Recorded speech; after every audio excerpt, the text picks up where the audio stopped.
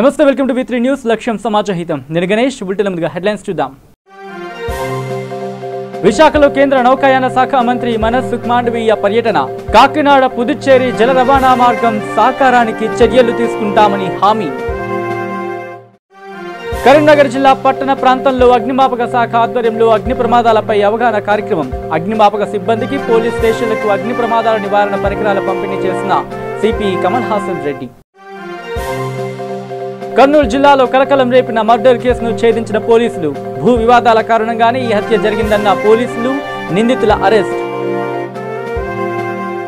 ఇక డీటెయిల్స్లోకి వస్తే పోర్టులున్న ప్రాంతాల అభివృద్ధిపై దృష్టి పెట్టనున్నట్లు కేంద్ర నౌకాయాన శాఖ మంత్రి మనస్ సుఖ్ మాండవీయ అన్నారు. విశాఖ పోర్టు నుంచి నేపాల్, భూటాన్ దేశాలకు సరుకు రవాణా జరుగుతోందని అన్నారు. కాకినాడ పుదుచ్చేరి జల రవాణా మార్గం సాకారానికి చర్యలు తీసుకుంటామని అన్నారు. ఆయన విశాఖ పోర్టు అభివృద్ధికి డ్రెస్సింగ్ కార్పొరేషన్ ఆఫ్ ఇండియాను అభివృద్ధి చేశామని అన్నారు.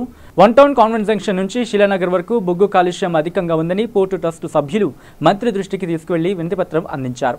टेंडर प्रोसेस नहीं करना है, नॉमिनेशन बेसिस पर ड्रेजिंग का उपयोग ड्रेजिंग कॉरपोरेशन का ही करना है, इसलिए उसको कभी भविष्य में दिक्कत ना हो इस दृष्टि से उसको स्ट्रेंथनिंग भी किया है.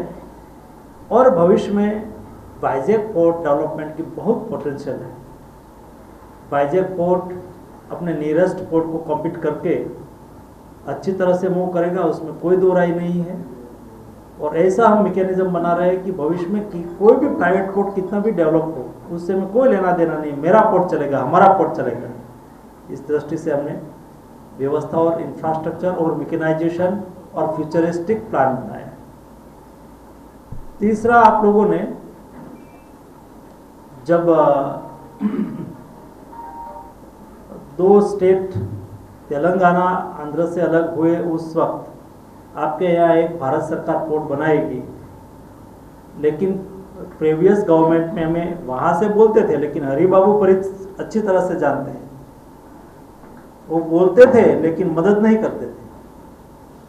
हमें उसमें हमारा क्लियर कमिटमेंट है, जो भी सुझाव आएगा तो वायबिलिटी के आधार पर हम पोर्ट बना देंगे. बनाना है, ये कंपलसरी है, उसमें ये पोर्ट बनेगा ही.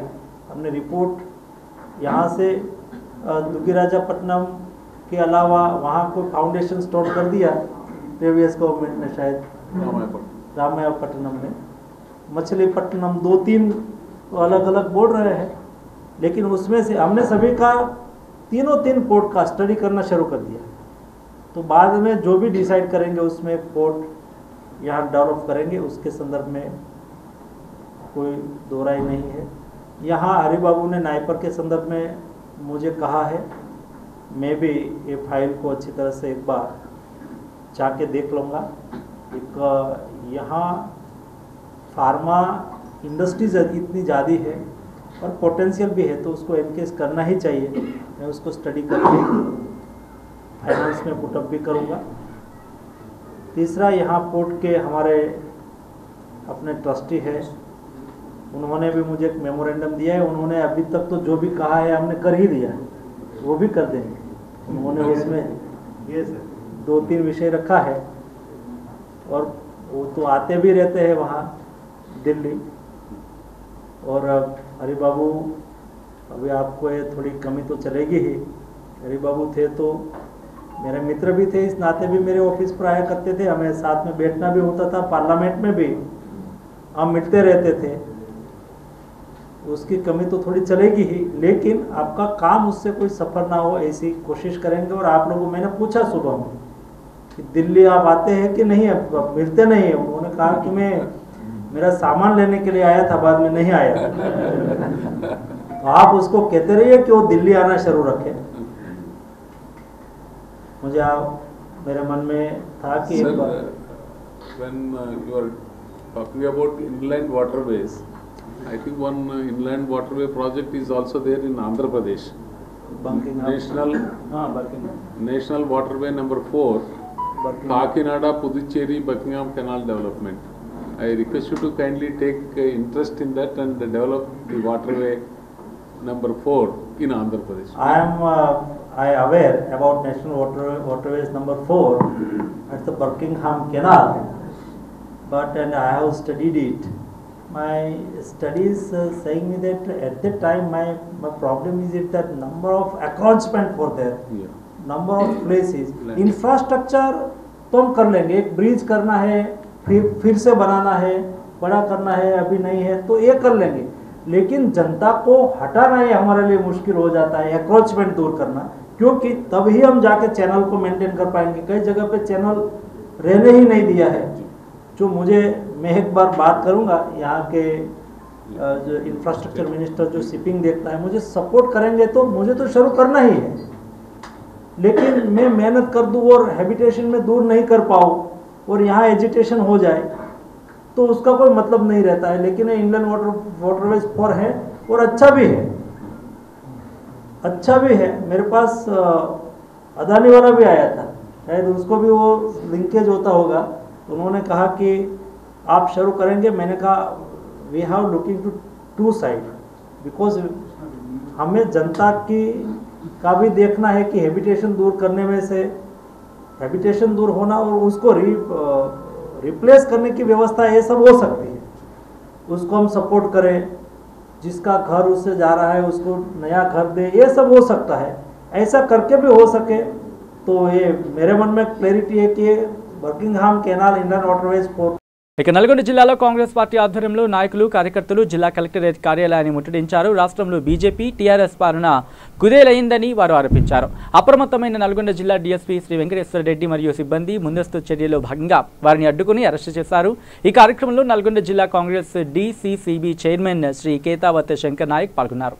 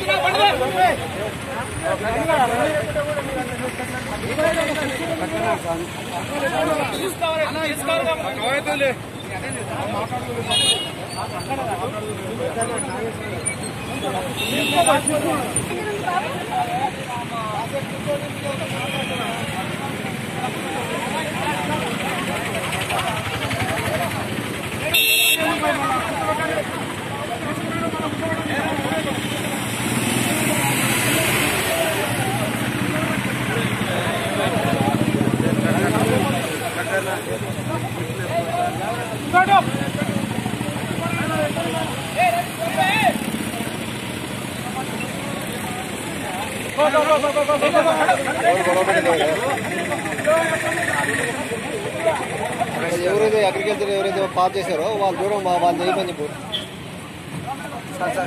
ఇప్పుడు అగ్రికల్చర్ ఎవరైనా పాస్ చేస్తే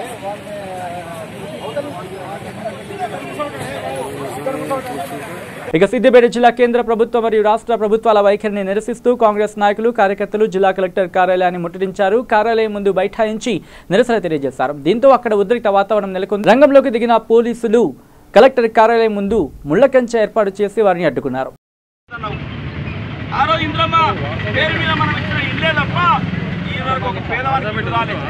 దళితుని మోసం చేసినావు, 3 ఎకరాల భూమి అన్నావు, కానీ ఇవాళ నువ్వు గుంజుకుంటున్న భూమి ఎప్పుడు కొత్తగా చదివిన పేపర్లా ల్యాండ్ పుల్లింగ్ అంటాడు. పుల్లింగ్ అంటే ఏంది? పుల్లింగ్ అంటే గుంజుకున్నాడు.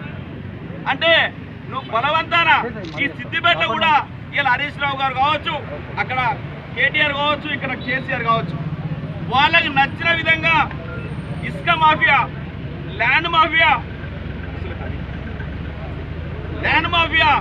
అదేవిధంగా ఇవాళ కొత్తగా మీకు తెలుస్తుందో లేదో వాళ్ళకు మరి సానుభూతి వ్యక్తం చేద్దాం. కానీ ఇవాళ అధికార పార్టీ నాయకుల కన్సర్నల్లో ఒక చిన్న ఎకరం 30 గుంటల ల్యాండ్ కోసం ఒక మహిళ తహసీల్దార్తో మాట్లాడినా మాకు సీఎం పేసి నుంచి ఫోన్ వస్తున్నాయి ఏంటంటుంది. అంటే అధికార పార్టీ నాయకుల యొక్క ప్రలోభాలకు గురై ఈరోజు అధికారులు భయపడి పనిచేస్తలేరు. అసలు విషయం అది లేకుండా అధికారులను బదనాం చేసి రెవెన్యూ ఎత్తేరని చూస్తూ ఉన్నాడు. కాబట్టి ఈరోజు జిఎస్టీ వల్ల, నోట్ల రద్దీ వల్ల, ఉద్యోగాలు ఇవ్వడం వల్ల, డైరెక్ట్ పైసలు వంచడం వల్ల ఓట్లు అడుకోవచ్చు. కానీ ఇవాళ చేసిన యొక్క నిరుద్యోగ భృతి ఇవ్వకపోగా, ఉద్యోగాలు ఇవ్వకపోగా వాళ్ళందరూ ఇలా తిరగబడి కాంగ్రెస్ పక్షాన్ని నిలవడానికి సిద్ధంగా ఉన్నారు. కాబట్టి ఇప్పుడే పోరాటం స్టార్ట్ అయింది. యువకులారా గ్రహించండి, ఒక్కసారి పోరాటంలో కత్తి కింద వారేస్తే మనల్ని శత్రువు తరుముతుంది. కాబట్టి మనందరం ప్రజల కోసం పోరాటం చేస్తున్నాం. ఈ పోరాటంలో అందరూ భాగస్వాములై పేదల పక్షాన్ని నిలిస్తే కాంగ్రెస్ జెండా ఎగురుతుంది. కాబట్టి మీరందరూ చేయి చేయి కలిపి మరి ఈ యొక్క దీనికి మద్దతు చేస్తూ వచ్చిన అందరికీ శుభాకాంక్షలు తెలియజేస్తూ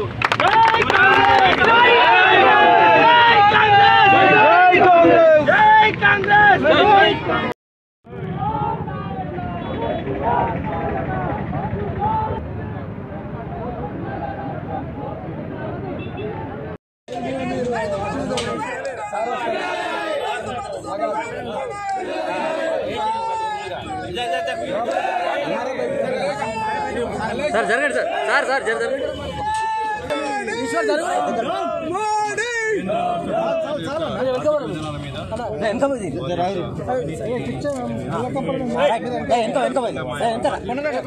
అన్న నువ్వు కాడ పొడుగులు కాడు వెనుకో పిల్లలు కడిగో కూడా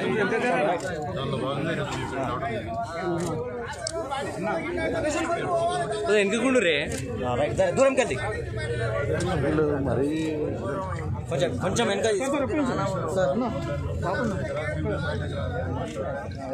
కొంచెం వెనక తీసుకో బాబు రైట్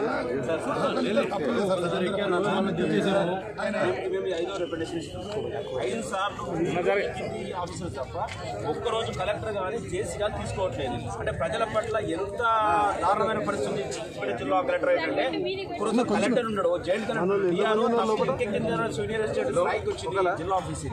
మేము ఎన్నిసార్లు 6 రెప్యుటేషన్ మళ్ళీ మీరే వచ్చింది. అంటే ప్రజల అవసరాలకు కలెక్టర్ అనే వ్యక్తి కనీసం రెస్పాండ్ అయ్యే పరిస్థితి రావాలి ఉండాలి.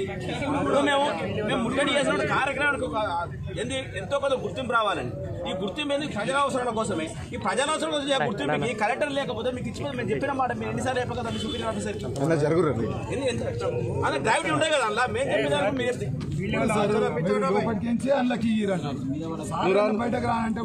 తెలంగాణ ఉద్యమం వచ్చింది.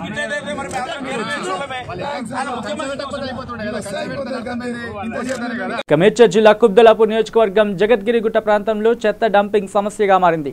నియోజకవర్గంలోని చుట్టుపక్కల నుంచి తీసుకొచ్చినటువంటి చెత్తని హెచ్ఎంటీకి చెందినటువంటి ఖాళీ ప్రదేశంలో డంపింగ్ చేయడం జరుగుతోంది. అయితే కొంతమంది దుండగులు రాత్రి సమయంలో చెత్తకి నిప్పండించారు. దీంతో అక్కడ భారీ ఎత్తున మంటలు చెలరేగడంతో సమాచారం అందుకున్న అగ్నిమాపక సిబ్బంది మంటలు ఆర్పివేసే ప్రయత్నం చేశారు. డంపింగ్ సమస్యపై ఎన్నిసార్లు ఫిర్యాదు చేసినా పట్టించుకోవట్లేదని స్థానికులు వాపోతున్నారు.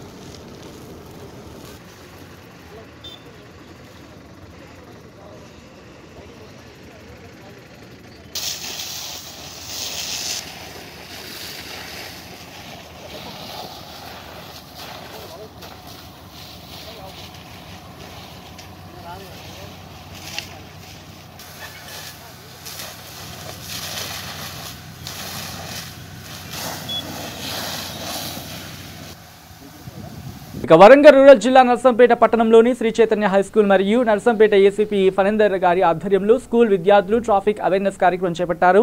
హెల్మెట్లు లేని బైక్ వాహనదారులకు సీట్ బెల్ట్ పెట్టుకుని కారు వాహనదారులకు పువ్వు ఇచ్చి సూచనలు చెప్పారు. ఈ కార్యక్రమంలో Narsampet ACP Phanender, CI Sagar Reddy, SI Yugender మరియు శ్రీ చైతన్య స్కూల్ యాజమాన్యం పాల్గొన్నారు.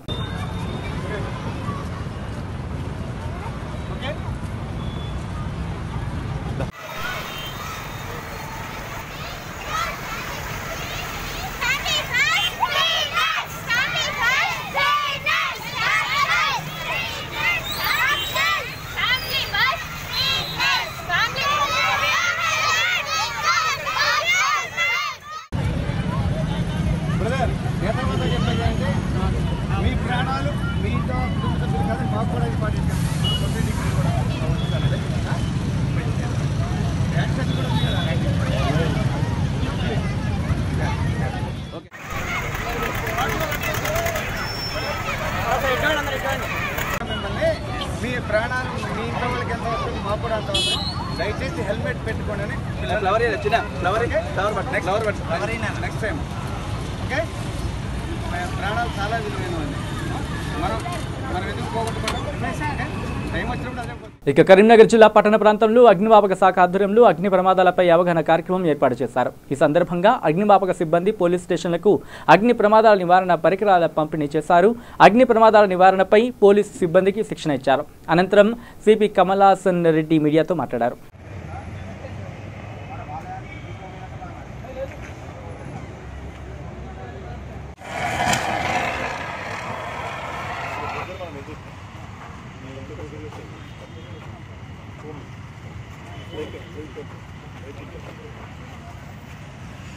అవకాశం ఉంటుంది కాబట్టి దాని మీద ఫోమ్ యూజ్ చేస్తారు, లేకుంటే మిస్ట్ టెక్నాలజీ ఇప్పుడు మా దగ్గర స్పెషలిస్ట్ డ్రెస్సులు ఉన్నాడు, దాంతో కంట్రోల్ చేస్తారు. చూడండి, సో అప్పుడు ఒక లేయర్గా ఏర్పడి మంటలు కంట్రోల్ కావడం జరుగుతుంది. మళ్ళీ ఒకసారి అంటు పెట్టండి. ఈ డీసీపీ తీసుకో, ఉండయా డీసీపీ తీసుకో. అది ఏ క్లాసు, ఇది బి క్లాస్. కొంచెం పోయి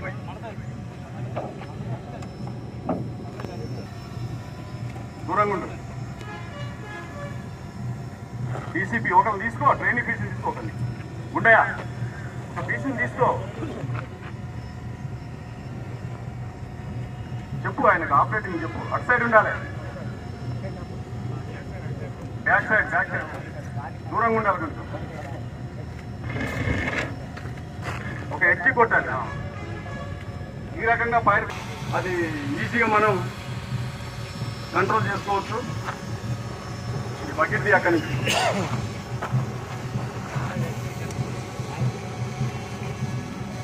కూర్చో. అవును సార్, గ్యాస్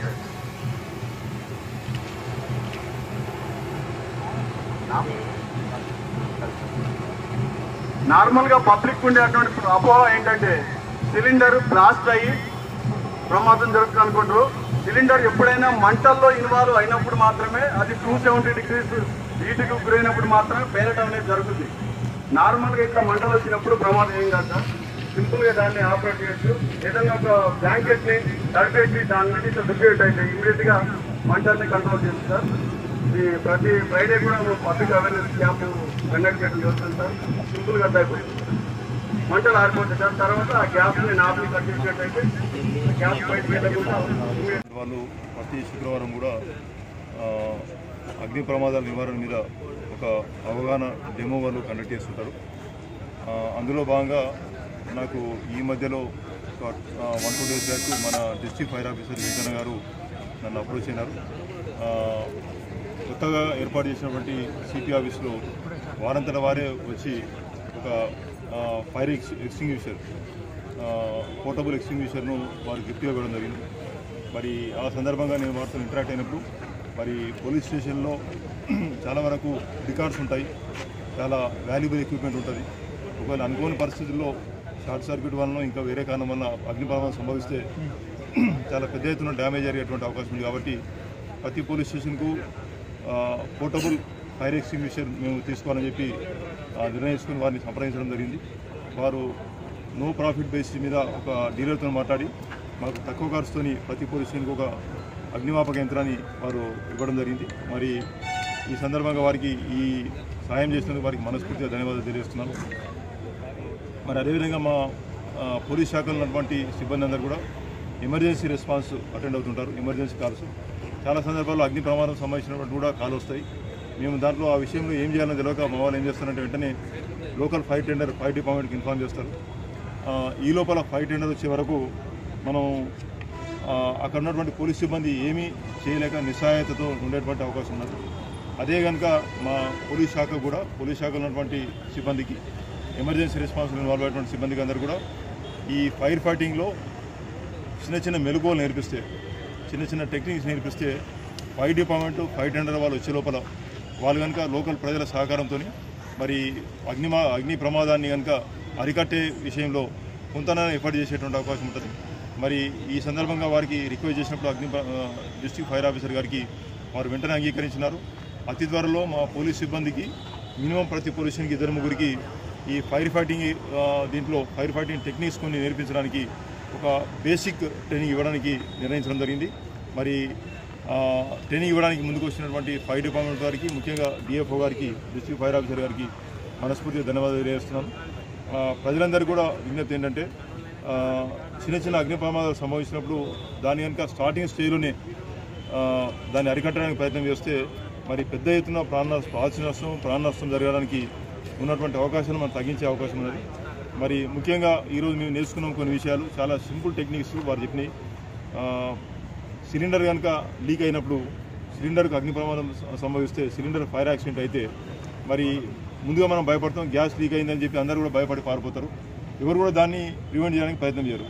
ఈ లోపల అది పెద్ద ప్రమాదానికి దారి తీసి చాలా పెద్ద ఎత్తున ఆస్తి నష్టం జరిగేటువంటి అవకాశం ఉన్నది, ప్రాణ నష్టం కూడా జరిగేటువంటి అవకాశం ఉన్నది. వారు చెప్పినటువంటి టెక్నిక్ ఏంటంటే గ్యాస్ సిలిండర్ ఎప్పుడు కూడా ఎక్స్ప్లోడ్ కాదు, ఓన్లీ గ్యాస్ మాత్రమే ఎక్స్ప్లోడ్ అవుతుంది.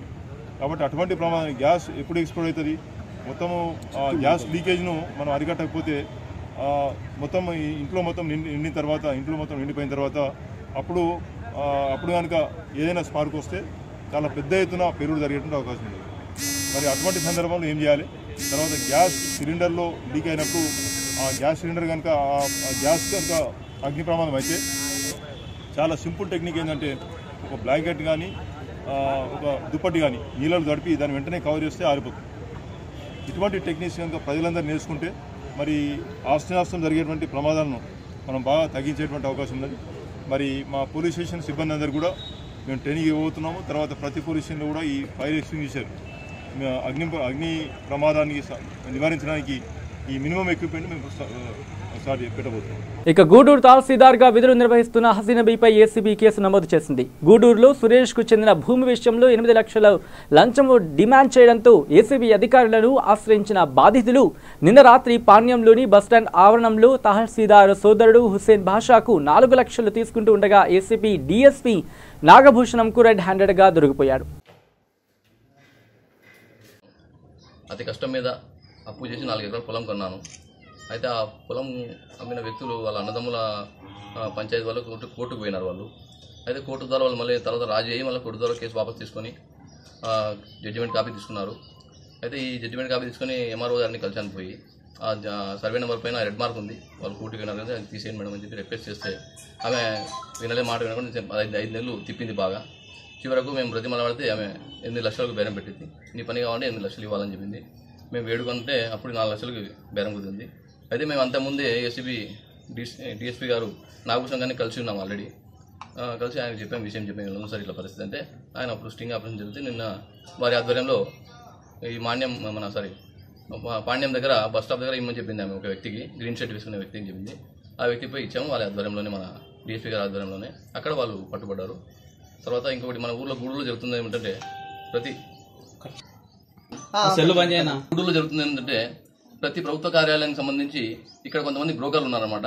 వాళ్ళ పని ఏమంటే ఈ ప్రభుత్వ కార్యాలయంలో ఏదైనా పని జరగాలంటే ఈ 4 వ్యక్తులు ఉన్నారు. ఒకరు రాజకీయవేత్త, ఒకరు వ్యాపారవేత్త, ఒకరు వచ్చేసి రిపోర్టరు, ఇంకొకరు వచ్చేసి డాక్యుమెంట్ రైటరు. వీళ్ళని కలిస్తే ఏ కార్యాలయంలో అయినా కూడా పనులు జరుగుతాయి. అదే వాళ్ళు బేరమాడి వాళ్ళు సెటిల్ చేస్తారనమాట. ఇలాంటి పరిస్థితి మన ఊర్లో ఉంది. కాబట్టి వీరి గురించి ప్రభుత్వం కానీ నిఘా పెట్టాలని మా తాపత్రయం. జై శ్రీరామ్. ఇక కర్నూలు జిల్లాలో కలకలం రేపిన మర్డర్ ఉదంతాన్ని పోలీసులు ఛేదించారు. పొలం కోసం పెద్ద కొట్టాల గ్రామానికి చెందిన ఎద్దుల పెద్దారెడ్డి అనే వ్యక్తిని ఒకే కుటుంబానికి చెందిన సభ్యులు గొడవలతో దాడి చేసి హత్య చేశారు. పెద్ద కొట్టాల చిన్న కొట్టాల గ్రామాల మధ్యలో ఈ ఘటన జరిగింది. భూ విక్రయాల్లో తలెత్తిన వివాదాలు కారణంగా హత్య చేసేందుకు కుట్ర చేశారు. ఎద్దుల పెద్దారెడ్డికి 22 ఎకరాల పొలం ఉంది. దానిని సాగు చేసుకుంటూ జీవిస్తున్నాడు. 2004లో అదే గ్రామానికి చెందిన మద్దిలేటి రెడ్డి వద్ద ఎకరా 2 లక్షల చొప్పున 2 ఎకరాల పొలం ఆయన కొనుగోలు చేశాడు. తర్వాత భూముల ధరలు భారీగా పెరగడంతో తన పొలం తిరిగి ఇవ్వాలని 2013లో మద్దిలేటి రెడ్డిని పట్టుబట్టారు. ఈ విషయంలో ఇరువురి మధ్య గొడవ జరగడంతో పంచాయతీ ఉలిందకొండ పోలీస్ స్టేషన్కు చేరింది. సమస్యను కోర్టులో తేల్చుకోవాలని పోలీసులు సూచించడంతో వారు కోర్టును ఆశ్రయించారు. అయితే కోర్టు తీర్పు పెద్దారెడ్డికి అనుకూలంగా రావడంతో మద్దిలేటి రెడ్డి కక్ష పెంచుకున్నాడు. ఎలాగైనా తన పొలాన్ని తిరిగి దక్కించుకోవాలని వివిధ కుట్రలు పన్నాడు. ముందుగా తన భార్య సూర్యకాంతం పట్ల అసభ్యంగా ప్రవర్తించినట్లు పోలీస్ స్టేషన్లో ఫిర్యాదు చేసి ఇబ్బందులకు గురి చేశాడు. తర్వాత పొలానికి వెళ్తూ ఉండగా వెంబడించి ద్విచక్ర వాహనంతో ఢీకొట్టించాడు. అయినా పెద్దారెడ్డి ప్రాణాలతో బయటపడడంతో ఈసారి హత్యకు ప్లాన్ చేసి హత్య చేశారు. దీనిపై కేసు నమోదు చేసుకున్న పోలీసులు నిందితులను అరెస్టు చేసి వేట కొడవళ్లను స్వాధీనం చేసుకున్నారు. ఈ నెల 3వ తేదీ ఉలిందకొండ పిఎస్ పరిధిలో చిన్న కొట్టాల పెద్ద కొట్టాల గ్రామ మధ్యలో లక్ష్మీకాంత్ రెడ్డి యొక్క మిర్చి తోట దగ్గర ఈ పెద్దారెడ్డి అనే ఆయన హత్య గావించబడ్డాడు. ఈ పెద్దారెడ్డి ఆ రోజు ఆ గ్రామంలో ఒకరి చావుకు ఆ దినం గురించి అటెండ్ కావడానికి వెళ్ళాడు. అక్కడ అతను ఈ మిర్చి తోట దగ్గర బోరు దగ్గర కాళ్ళు చేతులు కడుక్కోవడానికి దాని గురించి ఆగడం జరిగింది. ఇతని ప్రత్యర్థులు నర్లా మద్దిలేటి రెడ్డి, అతని కొడుకులు కొండారెడ్డి, అశోక్ రెడ్డి, ఈ మద్దిలేటి రెడ్డి భార్య సూర్యకాంతమ్మ, కోడలు సౌమ్య, వీళ్ళందరూ కూడా ఈయన ఎక్కడైతే మొహం కడుక్కుంటున్నాడో అక్కడికి రావడం జరిగింది. వీళ్ళందరూ కుటుంబ సభ్యులే. వీళ్ళందరూ కలిసి ఎన్ని ఎరుకల కొడవళ్లతో దాడి చేసి అతన్ని తీవ్రమైనటువంటి గాయాలు కలుగజేసి ఆన్ ది స్పాట్ అతను చనిపోయాడు. చనిపోయిన తర్వాత వీళ్ళందరూ కూడా ఆటోలో పరిగెత్తిపోవడం జరిగింది. ఈ మర్డర్కు కారణం ఏమంటే 2002వ సంవత్సరంలో ఈ కేసులో నిందితులైనటువంటి మద్దిలేటి రెడ్డి చనిపోయిన పెద్దారెడ్డికి 2 ఎకరాల పొలం బస్తిపాడు గ్రామంలో ఉంటుంది. ఆ 2 ఎకరాలు సర్వే నంబర్ 9లో ఈయన అప్పుడు అమ్మాడు. ఆయన అమ్మిన తర్వాత అతను మనసు మార్చుకొని ఆ పొలాన్ని మళ్ళీ తనకు తిరిగి అమ్మవలసిందిగా కోరుకుంటూ వచ్చారు వీళ్ళు. ఆ సందర్భంలో వీళ్ళ మధ్య చాలా పంచాయతీలు జరిగినాయి. కాకపోతే చనిపోయిన అతను ఒప్పుకోలేదు తిరిగి ఇవ్వడానికి. వీళ్ళు సివిల్ కోర్టులో దావా కూడా వేసుకున్నారు. ఈ 2018 ఈ సంవత్సరం వరకు కూడా ఈ పొలం ఈ కేసులో నిందితులైన మద్దిలేటి రెడ్డి వాళ్ళ స్వాధీనంలోనే ఉంది. కాకపోతే 2018వ సంవత్సరం పోయిన సంవత్సరంలో జిల్లా కోర్టులో చనిపోయిన ఇతను పెద్దారెడ్డికి ఫేవర్గా అతనికి తీర్పు రావడం జరిగింది. ఆ తీర్పును అనుసరించి అతను ఈ సంవత్సరం కూడా ముందుగా ఈ ముద్దాయిలే పంట వేసుకున్నారు, కంది పంటను. వాళ్ళు వేసుకున్నటువంటి కంది పంటను ఇతను నాశనం చేసి జొన్నను ఇతను వేసుకున్నాడు. ఇంకా ఇది వీళ్లకు గిట్టక అప్పుడు అడిగితే అమ్మలేదని తిరిగి మేము డబ్బులు ఇస్తామన్నా కూడా ఒప్పుకోలేదు. మళ్ళీ వీళ్ళు వేసుకున్నటువంటి పొలాన్ని నాశనం చేసి తన స్వాధీనంలో తీసుకున్నాడు అన్నటువంటి కక్షతో చాలా ప్రయత్నాలు వీళ్ళు చేశారు అతనికి నచ్చజెప్పి తిరిగి తీసుకోవాలని. వినుకోలేదు అతను. ఇక ఫైనల్గా వీళ్ళందరూ కూడా అందరూ కుటుంబ సభ్యులే. అతన్ని చంపితే తప్ప వీళ్ళ ప్రాబ్లం సాల్వ్ కాలేదని చెప్పేసి ఈ 3వ తేదీ అతన్ని చంపడం జరిగింది. వీళ్ళందరి మీద కేసు రిజిస్టర్ చేయడం జరిగింది. కర్నూలు రూరల్ సిఐ గారు శ్రీనాథ్ రెడ్డి, ఉలిందకొండ ఎస్ఐ శంకరయ్య, ఈ సర్కిల్ ఎస్ఐస్ సుధాకర్ రెడ్డి, కేశవ, వీళ్ళందరూ కూడా ఈ ముద్దాయిల కొరకు గాలించడం జరిగింది. ఈ ముద్దాయిల్ని ఈరోజు 11 గంటలప్పుడు బస్తిపాడు దగ్గర హందిరి బ్రిడ్జ్ దగ్గర వీళ్ళను అరెస్ట్ చేసి వీళ్ళ దగ్గర నుంచి ఎరుకల కొడవెండ్లు, అదేవిధంగా ఆ రోజు వీళ్ళు నేరం చేయడానికి ఉపయోగించినటువంటి ఆటోను కూడా స్వాధీనంలో తీసుకోవడం జరిగింది. వీళ్ళందరినీ కూడా ఈరోజు కోర్టులో హాజరుపరుస్తుంది. ఇక బులెటిన్ ముగించే ముందు హెడ్లైన్స్ మరోసారి చూద్దాం. విశాఖలో కేంద్ర నౌకాయాన శాఖ మంత్రి మనసుఖ్ మాండవీయ పర్యటన. కాకినాడ పుదుచ్చేరి జల రవాణా మార్గం సాకారానికి చర్యలు తీసుకుంటామని హామీ. కరీంనగర్ జిల్లా పట్టణ ప్రాంతంలో అగ్నిమాపక శాఖ ఆధ్వర్యంలో అగ్ని ప్రమాదాలపై అవగాహన కార్యక్రమం. అగ్నిమాపక సిబ్బందికి పోలీస్ స్టేషన్లకు అగ్ని ప్రమాదాల నివారణ పరికరాల పంపిణీ చేసిన సిపి కమల్ హాసన్ రెడ్డి. కర్నూలు జిల్లాలో కలకలం రేపిన మర్డర్ కేసును ఛేదించిన పోలీసులు. భూ వివాదాల కారణంగానే ఈ హత్య జరిగిందన్న పోలీసులు, నిందితుల అరెస్ట్. ఇవి bulletin updates. Keep watching V3 news. లక్ష్యం సమాజహితం.